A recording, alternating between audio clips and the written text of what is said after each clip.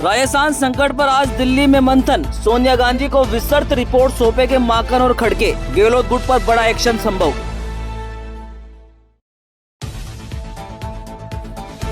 खबर जोधपुर से। डॉक्टर ने लिखा, जाने की कोई उम्मीद नहीं, सॉरी। शादीशुदा क्लासमेट से था प्यार, प्रेमी की पत्नी को पता लगा तो किया सुसाइड। खबर नागौर से।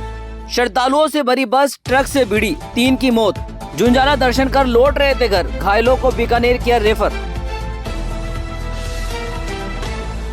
खबर अजमेर से।